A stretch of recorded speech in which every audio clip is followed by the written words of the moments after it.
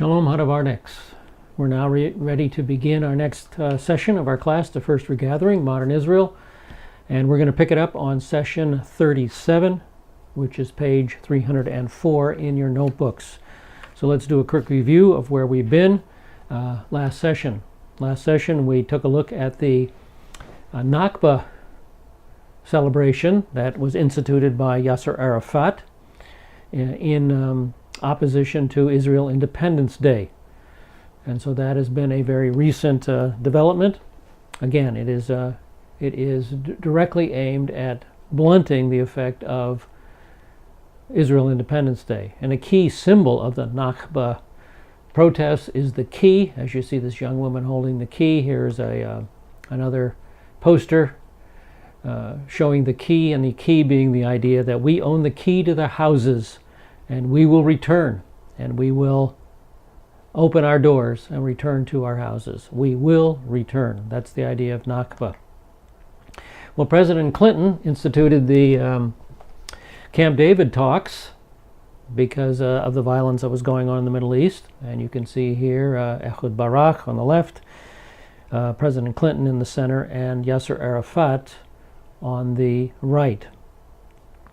And even though HaDavar was willing to make far-reaching concessions for peace, he proposed to Yasser Arafat that he would receive 96% of the West Bank. And as you can see on the map here, the Palestinian territory is the darker area, with the lighter area being Israeli territory around running through the middle of the northern part of the West Bank, with a corridor running down to the Jordan Valley, and then at Jerusalem, another corridor running down to the Jordan Valley. And of course that would be for security purposes. So they offered 96% of the West Bank to the Palestinians, and as well they offered a divided Jerusalem. And here's a map of the Israeli offer at the Camp David 2000 talks. Again, the lighter area is the Israeli area, and the darker area is the Palestinian area, and you can see it runs right through the middle of Jerusalem. East and West Jerusalem would be a divided city. But Yasser Arafat refused to accept any terms and offered no counter proposals. Instead, he had set up the Al-Aqsa Intifada, or the Battle for Jerusalem, months before, and now he was primed to institute it. And he had poured, as one commentator said, gasoline was poured all over the issue, only needed a match. And the match was Likud chairman Ariel Sharon visiting the Temple Mount. He visited the Mount like any other Jewish person has the right to do. He had 1,000 security personnel with him, but that was the incident that Arafat used to ignite the Intifada. As the violence mounted, the two sides were moving toward a ceasefire agreement when a very unfortunate incident happened. This young man, Rami Al-Dura, and his father were caught in a crossfire between IDF troops and a Palestinian machine gun nest, and Rami was apparently hit by a bullet and killed. The initial investigation by the IDF said that their bullet might have killed the boy, but a thorough 3-week investigation weeks later showed that the bullet that killed Rami came from Palestinian weapons, and but the IDF was blamed anyway. Tanzim leader Marwan Barghouti wanted the Intifada to continue under all terms, without any kind of a ceasefire. He's the leader of the Tanzim, which is the youth paramilitary organization associated with Fatah. We also talked about the media bias that was very evident against Israel. During the violence, this picture and caption appeared in the media, and I have reproduced the caption there: an Israeli policeman and a Palestinian on the Temple Mount. The clear implication is that this Israeli policeman has beaten this Palestinian youth, and he's bleeding and bloody. But if you'll notice in the background, there's a gas station and Hebrew writing. And as the father of the young man stated in a letter to the media, there are no gas stations on the Temple Mount. And in fact, my son was attacked. My son this isn't a Palestinian in the picture. That is my son. He is a Jewish student studying in Israel, and he was attacked in East Jerusalem by Arabs. And of course, after a half-hearted retraction and a lot of complaints, then the newspapers printed a full retraction and a full explanation of what happened. And the key is that gas station behind the Israeli policeman. Here's a picture of the Temple Mount. Folks, you will not find any gas stations on the Temple Mount. The report was so biased and so inaccurate that it became kind of a poster child for media bias. Another very brutal event that happened during this time was the lynching of 2 reserve IDF soldiers.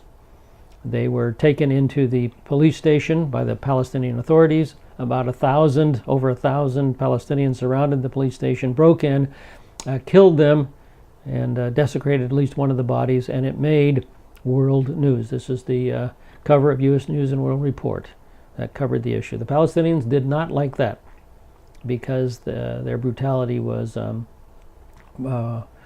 actually broadcast to the world. The fact that the Palestinians were training their children to hate Israelis and Israel was seen in the fact that as IDF troops searched for terrorists, they began to find evidence of this training. Here's a picture of a 1-year-old or less, a little toddler, dressed up in martyr gear with a explosive belt around his waist. His family called this picture just a joke. Now, the biggest hypocrite in regard to using children as martyrs was Yasser Arafat's own wife. When she was interviewed regarding the use of children as martyrs, she said if she had a son, she'd be proud to sacrifice him as a martyr to the cause. And she affirmed that she was just as patriotic as her husband, who was hoping to be a martyr.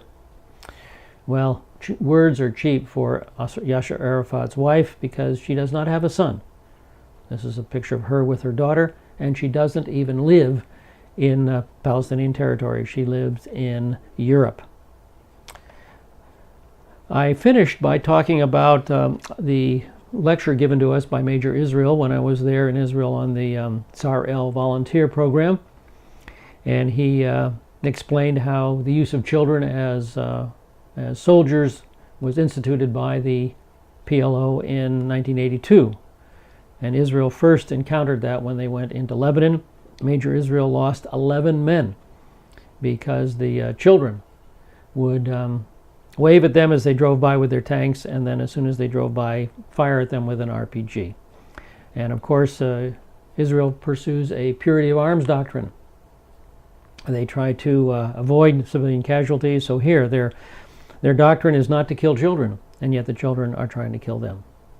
So Major Israel was quite an inspiring man. In spite of his wounds, he was moving forward with life.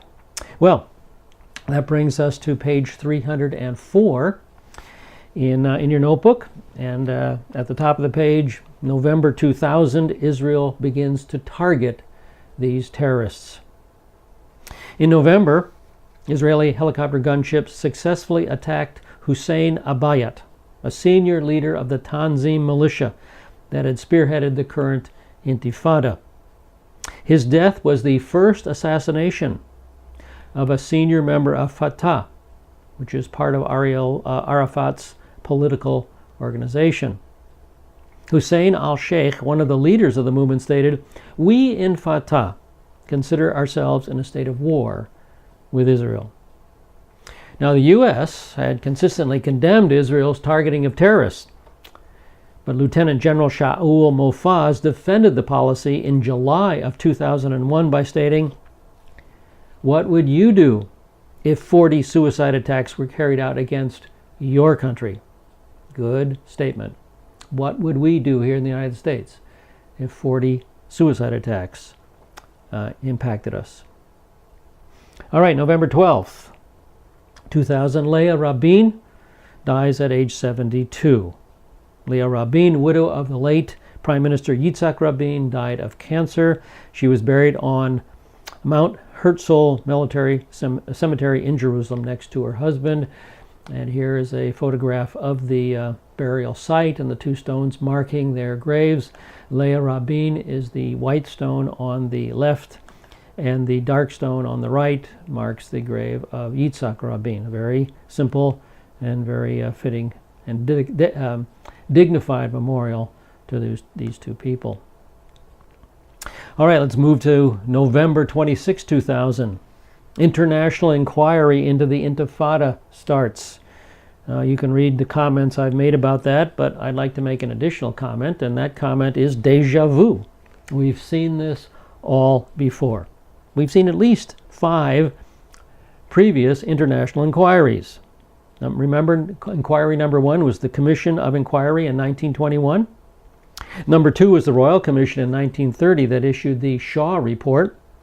Number 3 was the Peel Commission Inquiry in 1937. Number 4 was the Palestine Partition Commission in 1938. Number 5 was the UN Scope International Inquiry Commission in 1947. So here we have a 6th international inquiry into what's going on in Israel. Israel is constantly under the international microscope. Constantly. All right. We come to the year 2001. On page 304, we start in February 6, 2001.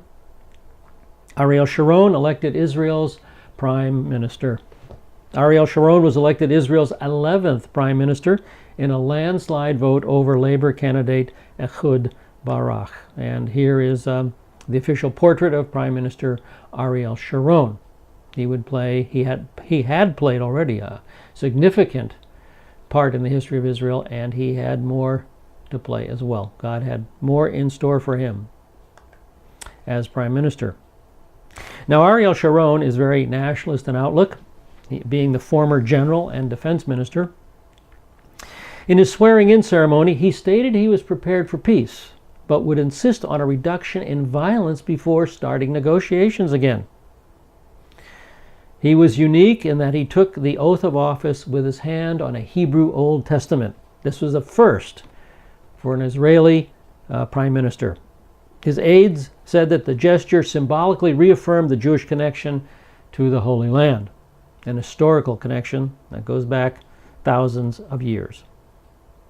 In March, he asserted his goal to increase Aliyah. Aliyah, of course, is immigration. His goal, by 2020, most of the Jewish nation would be gathered to Israel. That was his hope. All right, page 305, top of the page. Knesset returns to the parliamentary system. The 1966 electoral system that consisted of separate ballots for prime minister and for party was repealed March 7th, 2001. So now Israel is back on you vote for the party, and the leader of the party becomes the prime minister. So they're back on that system again. Next headline I have, European Union to monitor PA funds. You can read about that on your own, but they have always done a very, very poor job of monitoring the funds that have gone into the Middle East. And so a lot of that money has been directed toward terrorism and skimmed off by PA officials for their own private wealth. March 29th, 2001. IDF opens an offensive against Force 17. 3 successful terrorist bombing attacks struck Israel late in March. Following the wave of terrorism that struck Israel, the government convened an emergency security cabinet meeting. Next sentence is important. Mark it up. Put a highlight over it or something. During the meeting, it was decided to undertake a consistent, protracted campaign against terrorists, their accomplices, and their commanders. No more would Israel move just in relation to incidents. She would be more proactive. Prime Minister Sharon stated, "The days of restraint are over." IDF helicopter gunships attacked 5 targets of Force 17. And remember, this is Yasser Arafat's presidential guard, his own personal guard. 417 targets that were hit, 1 in the Ramallah and 4 in Gaza. Now, these attacks were driven neither by punishment nor by revenge. That was not the motivation for these attacks. The motivation for these attacks was the right of Israel to self-defense. And these attacks were Prime Minister Sharon's first military response since he took office 3 weeks earlier. Hatzofeh, an Israeli right-wing newspaper, commented, and this is worth noting, you could highlight this comment. Prime Minister Ariel Sharon was elected in order to put a stop to the shedding of Israeli citizens' blood, which his predecessor failed to do. No benefit will accrue to Israel for showing restraint, because the Arab world sees this as weakness. And that is exactly true. Remember, the Arab world venerates power. Might makes right is the Arab view. If you are powerful and you're strong, you take what you want. If you are weak, you negotiate or you show restraint. And this is exactly the opposite of Western thinking. In Western thinking, you're strong if you show restraint. You're strong if you negotiate. Might does not make right. And so these two cultures are at opposition to each other. And Israel is caught right in the middle with the West criticizing her when she shows power. But when she negotiates, then the Arabs think she's weak and that they can take advantage of her. So she is caught between two opposing cultures. All right, on the next page, on the bottom of that page, you see an article entitled 417, and you can read that article for yourself. That article goes onto page 307. So you can read all about 417, Yasser Arafat's personal presidential guard. So now let's pick it up on May 14th. This is toward the bottom of page 307. May 14th, 2001, Israel Independence Day. And in that paragraph, I have laid out some of the statistics for the nation in 2001. And you can go ahead and read those statistics for yourselves. Now let's move on to page 308. And another very serious development in the life of the nation Israel. April 24th, 2001, Kinneret hits the lowest level ever. The Kinneret, of course, is the Sea of Galilee. And the Sea of Galilee is the major freshwater source for Israel, their major reservoir. So when that freshwater source is drying up, it is a serious matter, serious business. So let's take a look at what was happening in 2001. On April 24th, 2001, the lake, the Sea of Galilee, the Kinneret, was at the red line, a minus 213 meters below the normal level. If the water drops 3 more meters to a minus 216 meters below the normal level, Israel's water supply will be endangered and the lake could suffer irreparable ecological damage.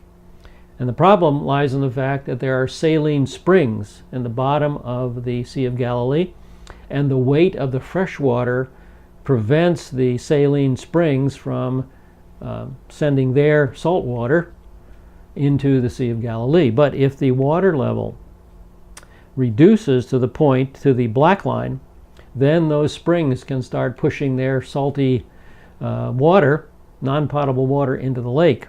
And of course that could damage the lake in an irreparable fashion, turn it into a salt lake rather than into a freshwater lake. So that's a very big concern. At present, water can only be supplied from natural resources, which have become seriously depleted after 3 consecutive winters of drought. So Israel is going to have to take stock of issues in 2001 and start developing other water supplies mighty fast. Now, I visited Tabcha, Israel, in 2009. And here's a picture of a postcard that I got at Tabcha, and I just scanned it in. And the reason I scanned it in is because of the water level. Notice the water level there. There is no beach, and the water is up to the rocks where the church sits on that rock outcropping. And on the left, you can see the water's right up to the stairs going down into the lake. So that's the normal water level of the Sea of Galilee. But when I was there in 2009, this is what it looked like. There's our church at HaDavar, and you can see the rock outcropping is clearly up on a dry beach. The stairs are to the left of that picture. But all that should be underwater, and it is not underwater. Now I'm going to walk a little bit to my left and turn around, and there you get an idea of the size of the beach. You see how far down the water. All these people standing on the left should be up to their necks in water. So that's about 5 feet there. So it looks like the lake is down a good, well, it's down a good 20 feet or so from its normal level. And that's a lot of water. So there's the way HaDavar looked in 2009 during this drought. The lake was way down. There's a shot down the shoreline of the Sea of Galilee. And again, you can see the evidence of how the water has retreated, and it should be right up to the water level should be right up to the land on the right there, on the right. So it's very, very important. Now here's a graph of the Kinneret water levels from 2004 through 2012. And as you can see, the water level has basically found between the two red lines. Now the line at the top is the upper red line, the line in the middle is the lower red line, and the line at the bottom is the black line. And the water level is serious when it lies between the two upper lines, but when it drops between the two lower lines, then it's getting dangerous. And if it drops down to that black line, at minus 215 meters below the normal level, then the lake could become polluted. So you see the drought has been going on from at least here the records are 2004 through 2012. The drought was already going on in 2001. It has been going on for over a decade. The water level's been quite low. All right, let's move on to page 308 in on your notebook. May 4th, just drop down a little bit on the page. The Mitchell Report is issued. The Sharm el-Sheikh Fact-Finding Committee, also known as the Mitchell Committee, issued its report regarding the cause of the Al-Aqsa Intifada on May 4th, 2001. And then some basic recommendations were proposed. Those basic recommendations start about the middle of the page. And here are the basic recommendations of the Mitchell Report. Number 1, a cessation of violence. Number 2, resumption of security cooperation between the two sides. Number 3, 10 points, 10 steps to rebuild confidence. And I've listed those 10 steps on page 308 and 309. First of all, the PA must take all measures necessary to stop terrorist operations. Secondly, the Palestinian Authority must arrest and jail all terrorists operating within its jurisdiction. Note that one, that's an important one. Third, the government of Israel must freeze all settlement construction. Fourth, both sides must implement a cooling off period. Fifth, both sides must reduce tensions and prevent violent demonstrations. Sixth, both sides must discipline their actions and their responses. Next, both sides must foster understanding and tolerance and abstain from incitement. Both sides must minimize the economic and social impact of the violence. Both sides must respect the holy places. And finally, there will be no international protection force unless both sides agree to it. So those are the 10 steps to rebuild confidence. And then the fourth recommendation was to resume negotiations. The Palestinians accepted the report and declared that they wanted to use it as a basis to reconvene the American-led Sharm el-Sheikh talks. In addition, they stated that they were ready for an immediate ceasefire based on the principles laid down in the report. Israel likewise gave the okay to the Mitchell Report, although they had two reservations. One, the demand for an absolute settlement freeze, and 2, the criticism of IDF operations. The United States endorsed the report and urged both sides to cease violence immediately as a first step toward restoring trust.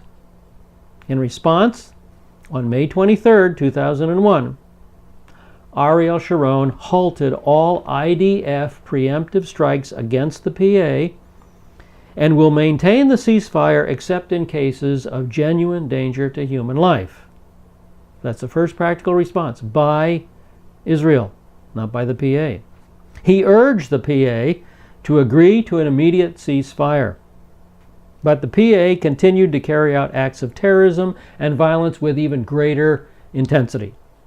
From May 23rd, when the Israeli ceasefire was ordered, until May 29, 1 week, there were 96 terrorist attacks. So the PA seems to be speaking out of both sides of their mouth, right? On one side they say we'll use this as a framework for peace, but on the other side of the coin they don't stop terrorism. Well, by June of 2001, next month, a tenuous ceasefire had been established. So now let's move to page 310, and we look at June 6th. June 6th, CIA Director George Tenet sent to the Middle East. With the ceasefire more or less holding, President Bush sent CIA Director George Tenet to the region to mediate a round of security talks. The focus of Director Tenet's visit will be the unwillingness of the PA, the Palestinian Authority, to arrest terrorists. Remember that point I mentioned to you a few minutes ago? That was a big key sticking point.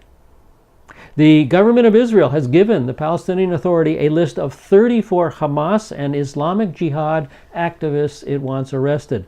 How did the PA respond? The PA retorted that the arrest of Palestinian activists, notice they are not terrorists, they are activists, is unequivocally unacceptable.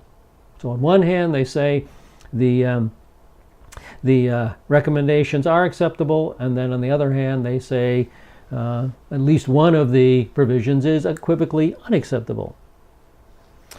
Now Israel, note the next sentence, highlight this. Take a yellow marker, highlight it. Israel had already begun to implement the settlement freeze by not approving additional construction in the settlements. So they stopped approving additional construction, and by ordering the IDF to dismantle all new outposts set up by settlers. So Israel had already begun to implement the settlement freeze as well. However, how did the PA react? The PA said the freeze formula worked out with the American government was a trick. Wasn't genuine. June 12, 2001. Prime Minister Sharon accepted the ceasefire security plan put forward by CIA Director Tenet. Yasser Arafat gave reluctant approval to the Tenet plan only after Director Tenet threatened to leave the region. Was it a genuine approval? No. Violence and terrorism continued. For example, July 18th, the first mortar shells fall on Jerusalem, on the capital city. You can read a little bit more about that in that paragraph. August 1st, Israel strikes out against Hamas. So they begin to take on that faction. Let's go to page 311. August 27th, 2001, Israel strikes against the PFLP. Israeli helicopters fired rockets at a building in PA-controlled Ramallah, killing the leader of the Popular Front for the Liberation of Palestine. So that organization is sending terrorists into Israel. So Israel began to deal with them as well. All right, now at the bottom of page 311, September 10th, 2001, the first Israeli Arab suicide bomber. Up to this point in time, all suicide bombers were Palestinian Arabs. But now this is a man with Israeli citizenship. He's an Israeli Arab, and he became the first Israeli Arab suicide bomber. First experience in that realm. All right, at the bottom of the page, September 11th, 2001. This is a day that will be remembered in American history for a long time, if not forever, as long as America exists. Islamic terrorists attacked New York and Washington, D.C. So I see that it's about time for your break. So go ahead and take your break, and we will pick it up on September 11th, 2001.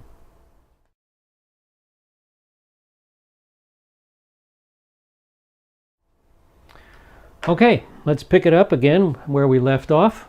We left off on page 311, the bottom of the page, September 11th, 2001, Islamic terrorists attack New York and Washington, D.C.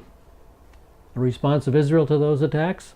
Israel observed a national day of mourning in solidarity with the U.S. after the deadly terrorist attacks against the World Trade Center and the Pentagon.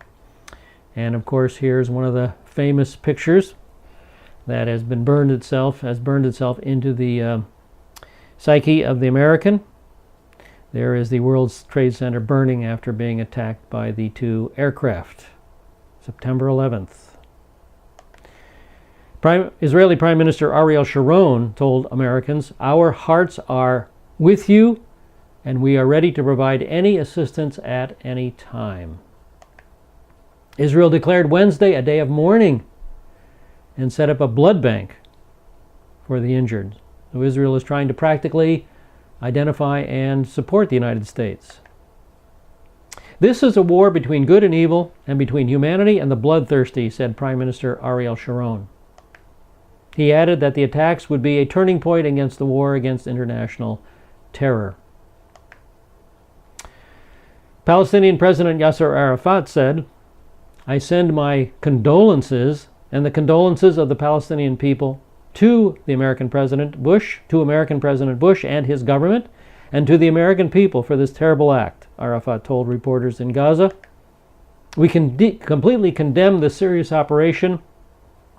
We were completely shocked. It's unbelievable, unbelievable, unbelievable," says a visibly upset Arafat.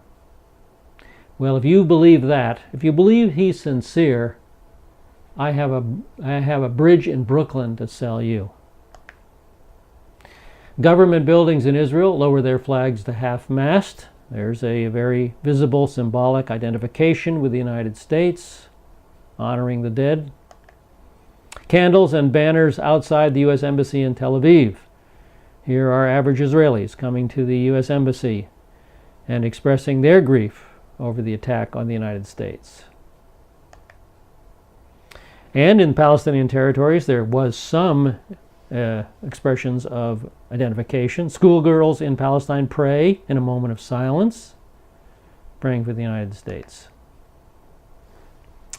But those expressions of condolences to the United States was not all that happened in the Palestinian territories. In contrast, approximately 4,000 Palestinians took to the streets in Nablus to celebrate the attack, realizing that the celebrations would shock the world.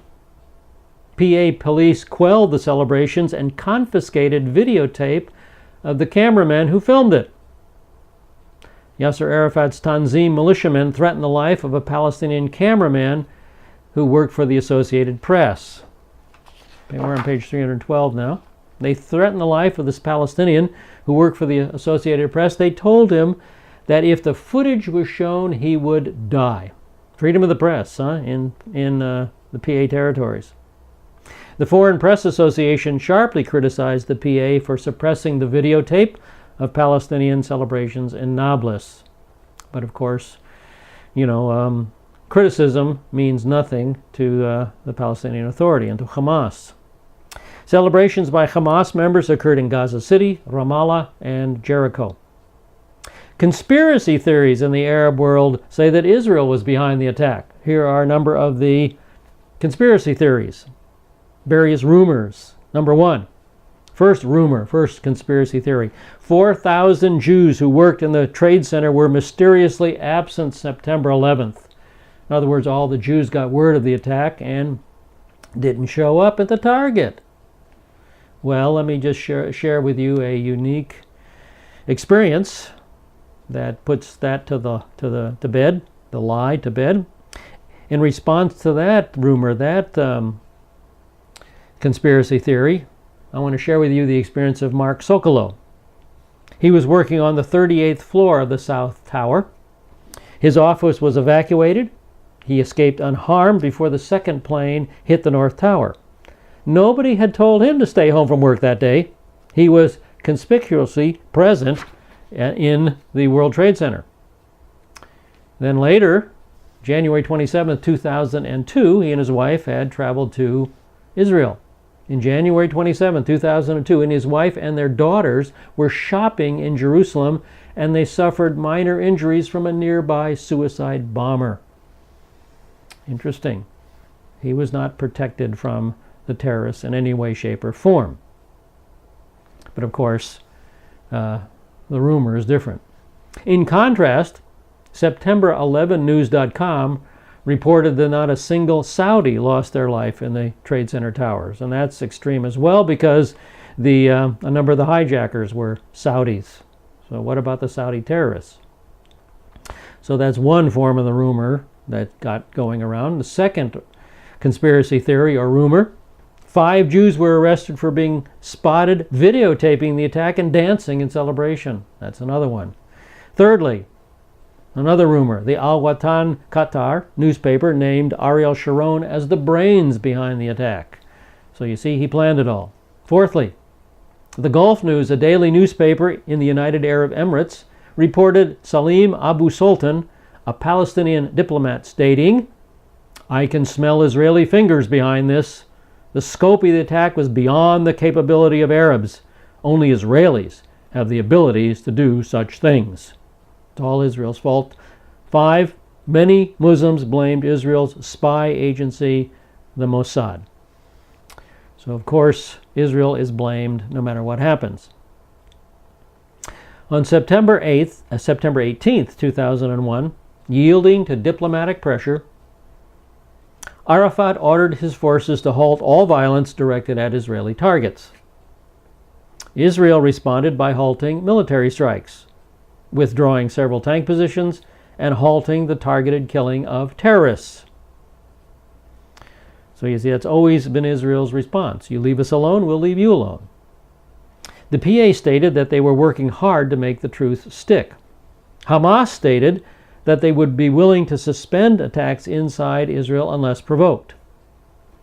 The Israelis were skeptical about Arafat's intentions. Do you really blame them?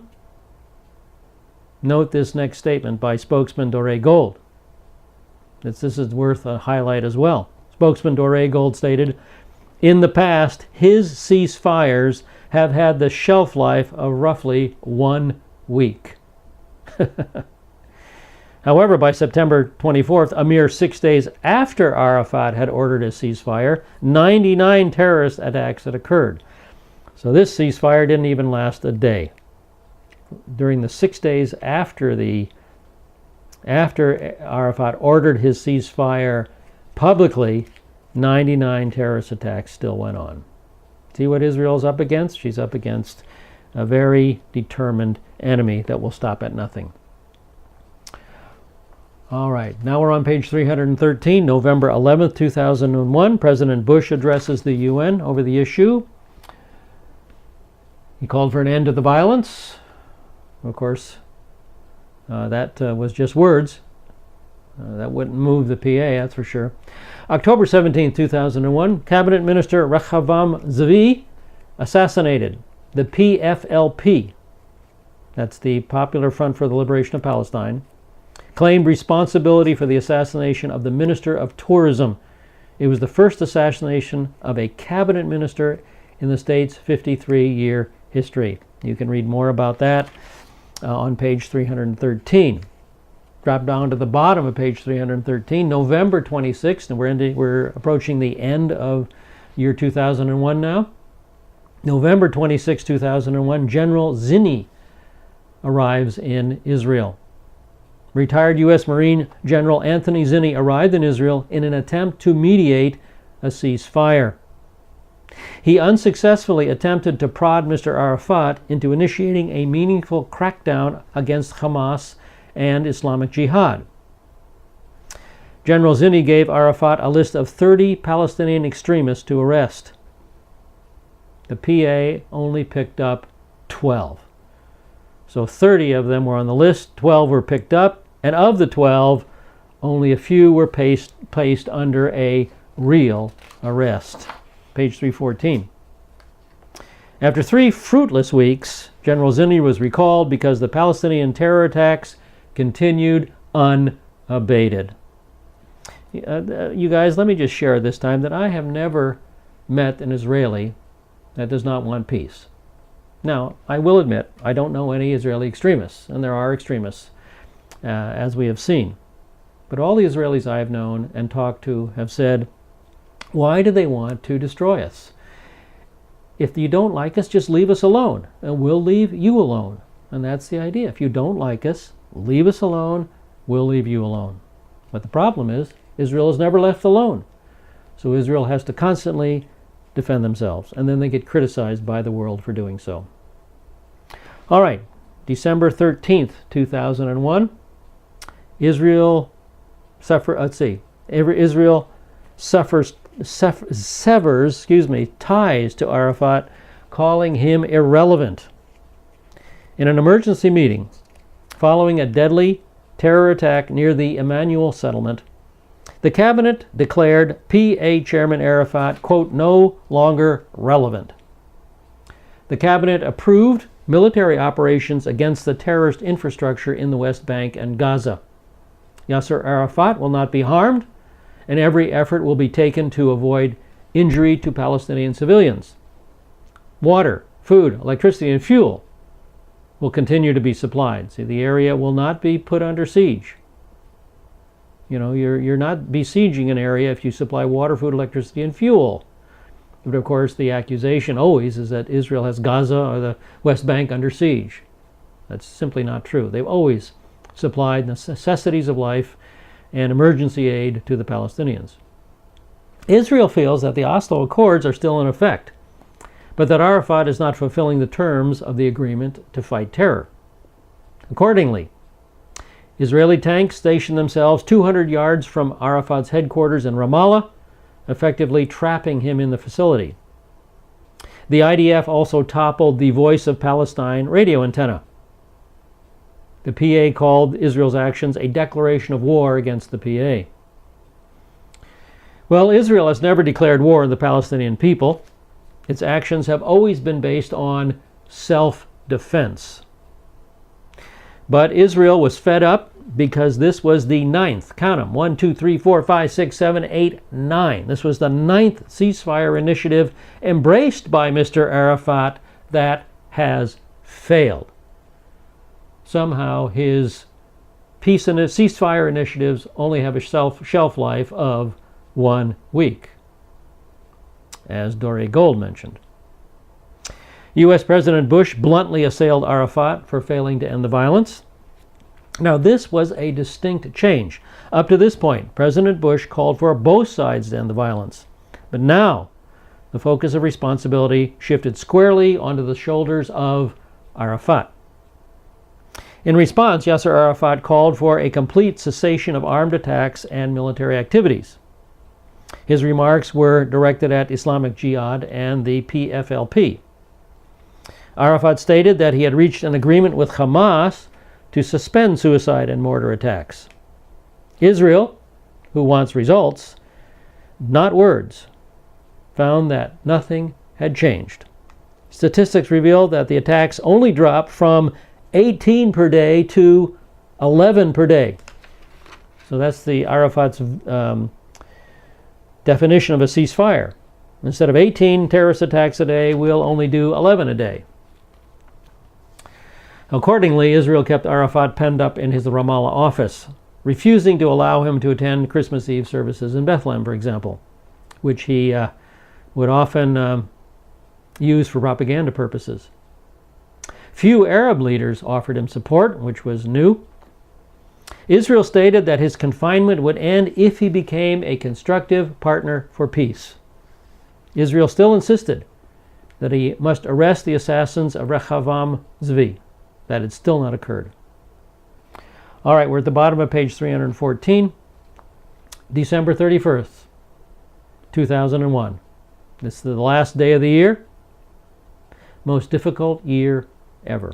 As 2001 drew to a close, The Israeli police determined that it had been the most difficult year with regard to security since Israel became a state in 1948. Minister of Foreign Affairs, Shimon Peres, would also comment that 2001 was the most trying time for Israel, the most trying time that Israel has had to face since its statehood 53 years ago. In addition, immigration statistics were down as well. Aliyah has dropped by nearly 28% in 2001. The drop in immigration was attributed to the economic situation and the security situation. Despite the drop, 43,477 made Aliyah in 2001. So even though the drop occurred, almost 43,500 Jewish people immigrated to Israel in 2001. All right, that brings us to the year 2002 on page 315, and the year began in a rather auspicious manner. The Karine A Palestinian freighter captured. Israeli commandos seized the PA-owned freighter Karine A, capturing 50 tons of weapons destined for the PA. And the next three sentences are well worth highlighting. The ship is owned by the Palestinian Authority and commanded by a Palestinian Authority naval officer. The weapons, valued at $15 million, included long-range missiles, mortars, mines, and advanced explosives. And here's a photograph of the armaments aboard the Karine A that were all laid out by the IDF after capturing the ship. Look at that. That's well, I don't know what happened there, folks. There we go. This is all the armament laid out by the IDF after capturing that ship. Next sentence. The PA is not permitted to have these weapons under the peace accords they have signed with Israel. Yet they were shipping them in. The captain of the ship, Omar Akawi, admitted that the arms were indeed headed for the PA. He was told to deliver the arms off the coast of Gaza. Secretary of State Colin Powell called Yasser Arafat and demanded an urgent and full explanation. Vice President Cheney stated that it was clear that Arafat or people very close to him were involved in the arms smuggling attempt. Caught red-handed, the PA denied any involvement. Yasser Arafat's own words, February 1st, 2002, 1 month after the interception, "We have no connection with the weapons ship. It's all a PR trick by the Israeli Mossad," that's the Secret Service. "In the storehouse, I have enough weapons, much more than on that ship." So the ship is owned by the PA. It's commanded by a PA naval officer. The captain admits that the arms are headed for the Palestinian Authority, and yet Yasser Arafat says, "We had nothing to do with it. It's all the Mossad's fault. It's all Israel's trick." Such a man for his duplicity. The truth means nothing. The truth meant nothing to Yasser Arafat. All right, bottom of the page. Israel continues to confine Arafat to his Ramallah headquarters. So Israel has imposed a travel ban upon Yasser Arafat until he arrests the killers of Israeli Cabinet Minister Regathering Zvi. Cabinet Minister Zvi was assassinated in the fall of 2001. We are now in January 2002. The first hints of the U.S. severing ties with Arafat surfaced with the disclosure that the Bush administration is considering sanctions against the Palestinian Authority. Page 316. So, Arafat ordered the arrest of the PFLP leader Ahmed Saadat in connection with the killing of Cabinet Minister Ziv. The PFLP claimed responsibility for Zvi's assassination. So how did the PFLP react? The PFLP reacted with the threat to kill Palestinian security chiefs unless their guy was released. They claimed that Arafat had buckled in to Israeli and American dictates. All right, January 20th, 2002, first woman suicide bomber. This is a very sad story. A 28-year-old Palestinian medic. She's a medical. Her job was as a medical person. A 28-year-old Palestinian medic, Wafa Idris, was the first woman to ever carry out a suicide mission. Her mother called her a hero and a martyr. And here's a picture of Wafa Idris on the right and her mom on the left. Her mom was proud of her. She was a martyr and a hero. Very sad. It's forbidden under Islamic law for a woman to commit suicide for any reason. And Wafa Idris was not religious. She did not pray. So she wasn't even a religious Muslim. But the attack set new security standards for Israel. Every Palestinian man, woman, and child is now a potential suspect. First was every Palestinian man, then every Palestinian man and boy, child. Now it's every Palestinian man, woman, and child. Potential terrorist.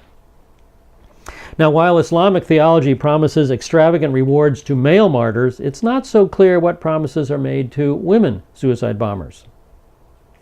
Now, in June of 2002, a few months further on, there had been a second female suicide bombers hit Israel. And the news media, Merit, on June 5th of 2002, reported that the two female suicide bombers to date were both divorced, shunned by their families, and felt that their lives were over anyway. They were recruited as a way of bringing honor to themselves after disgracing their families. What a sad, sad story. What a sad, sad culture. That these women would feel so alienated and so criticized by their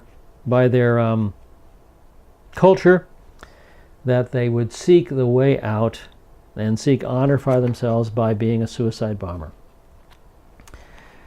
Very sad culture. You see what Israel is dealing with, the attitudes that Israel is dealing with. All right, let's move on to February 3rd, 2002. The northern border grows warmer. Israeli foreign press asserted that Iran had supplied Hezbollah militants in Lebanon with 8,000 missiles that could hit Israeli cities. He warned Lebanon that Israel would not tolerate missile attacks from Lebanese territory. But February 7th, 2002, Qassam-2 missiles were seized and launched. So Qassam missiles started falling on Israel. Page 317. February 14th, 2002. Ambulances and medical vehicles are used by terrorists. Terrorists are making more and more use of ambulances and medical vehicles. They're working on the premise that these vehicles do not undergo thorough examinations when passing through IDF checkpoints. The first woman bomber, Wafa Idris, apparently was transported in this manner using a Red Crescent ambulance. Remember, she was a medic. So she was apparently brought into Israel using an ambulance. She was a medical secretary for the Palestinian Red Crescent. Ambulance drivers, because they have relatively easy movement around the West Bank, have served as messengers for Hamas. Accordingly, Israel tightened up security checks on all medical vehicles. On April 1st, 2002, a Red Crescent ambulance was found carrying a bomb. The bomb was hidden underneath a gurney where a sick Palestinian child was lying.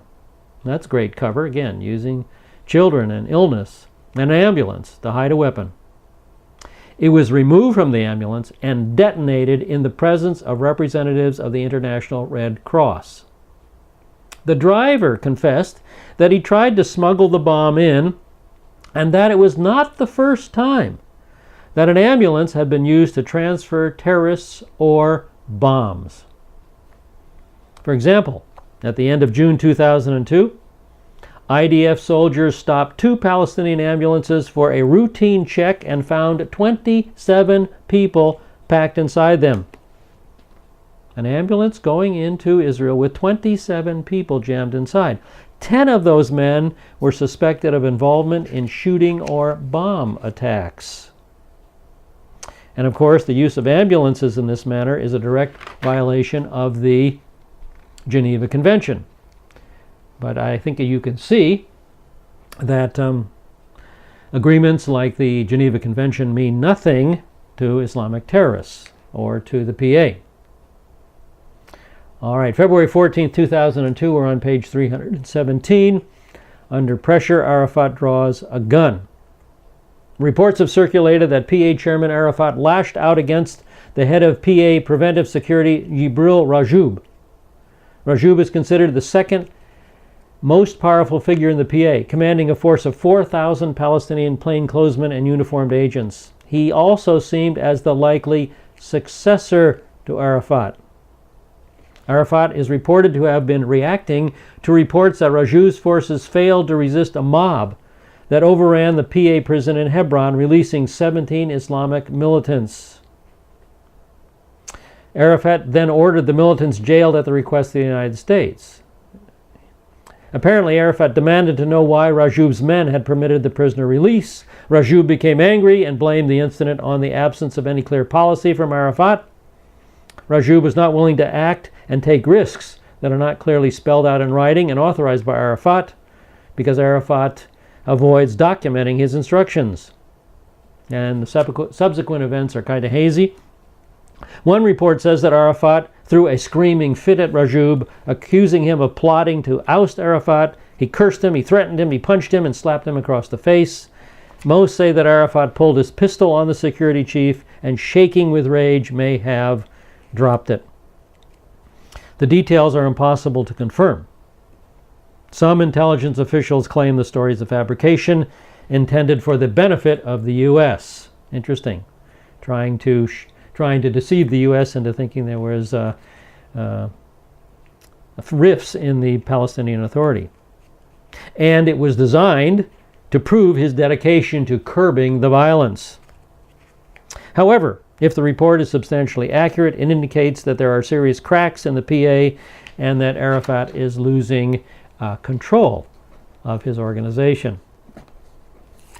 In addition, the story indicates that Rajoub may be positioned to succeed Arafat. And Rajoub's dismissal in July indicates that the report may be factual. It may be factual. All right, let's turn to page 318. March 11, 2002, Israel lifts Arafat's detention. Yasser Arafat met a Israeli demand after 3 months of defiant resistance. Palestinian police arrested all 5 terrorists wanted for the assassination of Israeli cabinet minister Regathering Zvi. Arafat will be free to travel in the PA areas, but will have to ask permission to travel abroad. March 13, 2002, National Security Council endorses a Palestinian state. The UN Security Council passed a resolution endorsing the creation of a Palestinian state for the first time and called for an immediate ceasefire. The United States introduced the resolution, which was approved by 14 to 15 members. Syria abstained. The Palestinians welcomed the resolution. Now, highlight the next sentence. Israel stated that if such a state was demilitarized, created through negotiations, and would live at peace with its neighbors, Israel would accept it. Minister of Foreign Affairs Perez stated that, quote, Israel is a party to the desire to achieve an immediate ceasefire through the implementation of the Mitchell and Tenet plans in order to pave the way toward a renewal of the peace process and return to the negotiating table. So Israel always seeks peace. March 28, 2002, we'll close with this. A 25-year-old Palestinian terrorist aligned with Hamas walked into the dining room of the Park Hotel in Netanya where 250 guests were beginning their Passover Seder, and detonated himself. He was disguised as a woman and slipped by the guards. And here's a map. On the left you can see the area of Israel that is marked out. In the rectangle on the right, here is the area where this occurred. This is in Netanya, in about the middle of the country, on the coastline. Netanya in the middle of the country. And here's the Park Hotel. This is where this incident occurred. The blast led to the deaths of 29 people and injured 140. The attack became known as the Passover Massacre. The next day, Arafat announced he was ready to work towards an immediate ceasefire. He said he was willing to unconditionally implement the Tennant and Mitchell report, and then he went on to say, quote, "Unfortunately, there are some aggressive preparations by the Israelis to do a wide military operation against our civilians, targeting our people and our Palestinian Authority."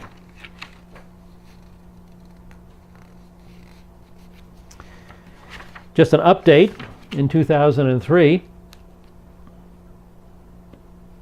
4 Hamas operatives were arrested for orchestrating the Passover massacre. On April 4th, 2003, they were sentenced to a military court, by a military court, to 29 life sentences. 1 life sentence for every life that they took. So a few years later, they were arrested. Alrighty. I want to close by recommending this DVD to you, Israel in a Time of Terror by Dennis Prager.